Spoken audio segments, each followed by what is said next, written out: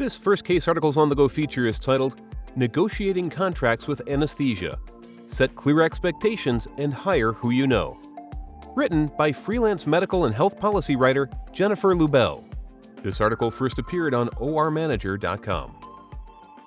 David Shapiro, MD, who is a risk manager and medical director at several ambulatory surgery centers, ASCs, near Tallahassee, Florida, has seen his fair share of contracts with anesthesia. Navigating these types of contracts at a time when anesthesiology is suffering from a workforce shortage and high costs for services is often tricky and complex. The biggest mistake ASCs make is that they do not know what they want, says Dr. Shapiro, an anesthesiologist who serves on the boards of the Florida Society of Ambulatory Surgery Centers and the Ambulatory Surgery Center Association. They create the inference that they didn't have specific needs from the anesthesia practitioners, he says. As a result, the ASC pays more than it wants to, or ends up partnering with an anesthesiology provider that falls short of expectations on hours and safety. Conversely, anesthesiologists need specifics on what the hours are, what role they have in taking care of patients, and what the OR utilization is expected to be. Successful negotiation means defining, clarifying, and formalizing expectations. Meeting these parameters means that ASCs can conduct the cases they desire to perform, experts tell OR Manager, offering points of view from the ASC and anesthesiology sides of contracting. If an ASC is negotiating a contract with a new anesthesia provider or group of providers, they need to understand what their coverage needs are so that the team, individual, or entity with which they are contracting becomes aware of and is committed to fulfilling their obligation to provide enough coverage, says Dr. Shapiro. The landscape on anesthesia providers. When considering a contract, ASCs have several anesthesia options from which to choose. They can partner with a national medical group, a smaller regional medical group, or employ its own providers. Depending on volume and caseload, a fair number of ASCs use per diem anesthesiologists or certified registered nurse anesthetists, CRNA, says Joshua Miller, MD, physician managing director at Surgical Directions, a healthcare consulting firm in Chicago. For per diems, the ASC will provide malpractice insurance through their larger policy, but that's it. Benefits and time off do not exist for per diem doctors. They are paid a flat rate for the day. Some 30 states allow nurse anesthetists to practice independently without an anesthesiologist's supervision. There are also many states that have COVID waiver supervision requirements for nurse anesthetists, which are a lower-cost alternative, says Dr. Miller. Studies suggest there is no risk-benefit of using CRNA versus an MD. However, it is difficult to find unbiased data, he adds. Many states are allowing anesthesia assistance, but they need to be supervised. The cost of anesthesia assistance is half to one-third of a CRNA. The bottom line is, we need to figure out how to get anesthesiology costs under control. We're not producing enough anesthesiologists or CRNAs, and the patient population is aging, says Dr. Miller. Hospitals and ASCs alike are struggling to figure out the optimal anesthesiology models to use. Experts advise that ASCs shop around and do their homework, not just on the different services, but consider also their own data and patient needs. ASCs should also decide whether they want an exclusive contract with one group, advises Tina Petrowski, MBA, BSN, RN, CEO of Copper Ridge Surgery Center, a multi-specialty outpatient center in Traverse City, Michigan. That's an important strategic decision, she emphasizes. In her view, a contract between just one facility and an anesthesia group usually strengthens the partnership. This signals that the ASC is invested in working with this group, and in return, the anesthesia group knows it's going to get all the business from that center. They know you're not going to be shopping around and trying to bring a competing group into your center, says Petrowski. Setting coverage expectations. In drafting requests for proposal, RFP, contracts, ASCs should know the differences between a large national group and a local group, or what a per diem model is. The national groups are a little more expensive because they're usually public companies or private equity roll-ups. They need to make a different margin than a local anesthesiologist or CRNA, says Dr. Miller. While they may cost more, you are always guaranteed to have anesthesiology services with a national group, he notes. A national group also does their own billing and collections, separate from the ASC. In per diem models, ASCs generally take over the anesthesiology services. Having your own anesthesia group or per diems may come with a marginal benefit, but especially with per diems, there's a risk of not being able to provide anesthesia if the anesthesiologist is suddenly unavailable. A per diem, for example, may decide that they do not want to work on a Friday, which leaves the ASC scrambling to cover for that day.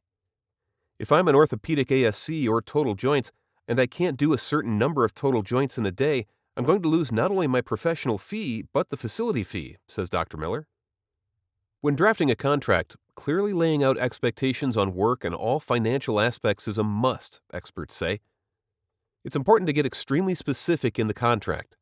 This way, you'll always get into an acceptable pro forma on both sides, says Catherine Grinchick, MD, MS, FASE, Chief of Anesthesiology Services at SCA Health in Illinois.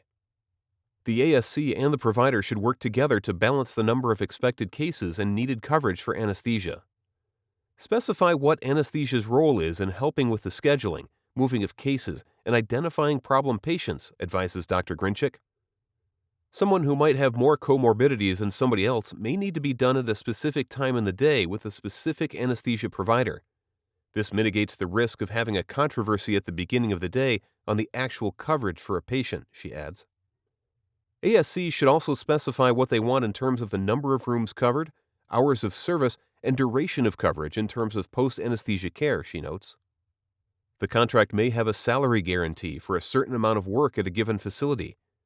Is the anesthesia group expected to start 5 rooms every morning at 7 a.m., or are they contracting to staff only 3 rooms? If I need to hire 3 CRNAs to work in 3 different rooms, I know what the expectations are, and I'm not scrambling around to provide coverage, says Dr. Shapiro. Find out how many days per week a per diem anesthesiologist will work and in how many ORs, and make sure that language is specified in the contract. You have to build a model for what that's going to look like so you know that you have coverage for all the rooms on the days you need them, adds Dr. Miller. Other financial considerations. The anesthesia provider's payer network should also align with the ASC. State that in the contract, says Petrowski. You don't want a patient to come to your center who is in network with their commercial payer. The surgeon is in network, but the anesthesia group is not in network, and so the patient gets a surprise bill, she says. ASCs under new consumer billing protections may be responsible for providing uninsured and self-pay patients with a good faith estimate. That is a different nuance than what we've dealt with in the past. Working with your anesthesia group on what may need to be disclosed to patients is important, advises Petrowski. If the center agrees to provide initial subsidies to the anesthesia provider, your contract should have an endpoint for when that will cease to exist, she adds. This is especially true for an ASC startup. Once you're up and running, hopefully it makes financial sense for the center to drop those subsidies, she says. And financially, it makes sense for the anesthesia group because they're getting the volume that they need to sufficiently cover their expenses. Examine staffing model data. Be choosy in your contract models, Dr. Miller continues. Compare and contrast. Look at RFPs from different types of providers. Examine what the clinical coverage and cost would look like for different models. And be cautious about low bidders because they might have trouble recruiting anesthesiology staff or may not have the extra resources to cover what is needed, Dr. Miller adds. Understanding the ASC staffing model needs is important, but so is understanding the data. Many ASCs and hospitals do not take the time to look through the details when drafting a contract. They'll just say, "We need more coverage," he says. Some ASCs have evening cases or weekend endoscopies. You need to have good data around what your clinical usage is, how many rooms you use daily. Find out when the anesthesiologist wants to work. Make sure the data associated with all of this is clean and correct, he explains. If the ASC provides the wrong data in the RFP, the anesthesia company or group is going to come back with a maximum coverage model. And that's going to be more expensive. Tailor your RFP to exactly what you need, he says. Finding the right fit. Any anesthesia professional in your facility should aim high on quality and patient satisfaction. Your anesthesia providers will need to be credentialed according to your credentialing policies and procedures. Agree to follow your medical staff bylaws, rules, and regulations, and also comply with all regulatory requirements, says Petrowski. This is not just about hiring a warm body to sit in the OR. It's about hiring an individual or group that is dedicated to safe patient care, says Dr. Shapiro. The anesthesiologist should be available either remotely or preferably on site when the patient is on site and after they are discharged. Observe how well they interact with the patient before surgery, deal with their families during surgery, and how they take care of the patient postoperatively. Emergencies can arise after the patient has left the OR. Make sure the personnel are there to provide emergency care and make clinical determinations about whether it's safe for the patient to be discharged, he says. Achieving high expectations as part of contractual negotiations is not easy, Dr. Shapiro admits, but you want the anesthesia staff to be one of the strongest attributes of your facility. The staff should be so good that nurses and surgeons in your area will want to work at your facility. They know the anesthesia there will be of the highest quality, he urges. This is a very difficult bar to reach, especially if the negotiation with the anesthesia provider is happening for the first time. If the provider is local, ASC should do a little research, asking local surgeons what their experiences were when working with that provider so everyone's expectations can be met. One way to build consistency and familiarity in service is to hire people you know. It's not as ideal to have anesthesiologists come in on a random schedule, according to Dr. Shapiro.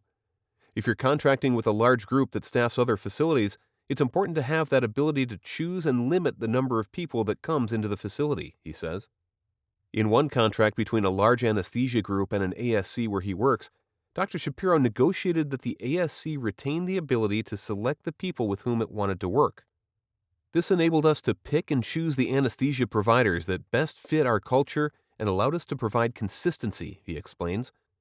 If we didn't have that in our contract, they might send us someone who only works with us once or twice a year. While these individuals may be qualified, they do not have that ongoing relationship with the facility and are not as familiar with the rules of the ASC. They may not know where emergency equipment is located or even what drugs are available in the formulary. If you only have someone coming in once a year or even less frequently, they don't have the benefit of experience within the facility to integrate themselves into the prevailing culture and routine, he says. Petrowski advises that ASCs request a liaison or a point person from the anesthesia group to help smooth out the specifics of contract negotiations. The liaison should participate in the ASC's Quality Improvement Committee and Credentialing Committee meetings and be a representative on some of the important decisions that ASCs have to make, she says. They should also have an understanding on quality program reporting and ASC quality measures.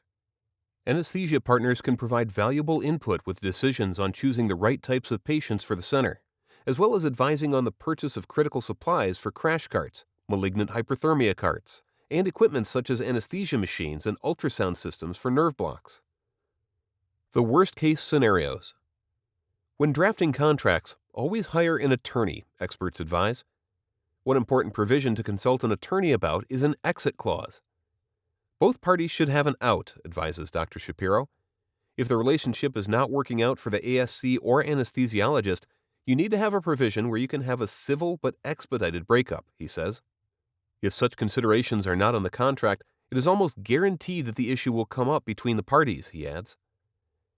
ASC managers do not want an anesthesiologist to call in on Sunday and say, "I'm done, fend for yourself tomorrow." Conversely, it's best not to create a situation where an ASC suddenly tells an anesthesiologist, "You're fired, don't show up on Monday." ASC should also reach out to their legal counsel to write a notification letter if a group is put on notice. You want to make sure that you're not putting the center in any jeopardy of a breach of contract, says Petrowski. If any breaches in performance or the contract take place, the ASC should give the provider a certain number of days to resolve those issues. Put this in writing, adds Petrowski. For example, the contract may give the anesthesiology group 30 days to fix any concerns or breaches. If the issues are not resolved, the ASC may have the right to send a notice of termination, giving the provider 90 days of notice. Ideally, any issues can be resolved quickly, so you don't have to go down that road and start looking for another group to come in, says Petrowski.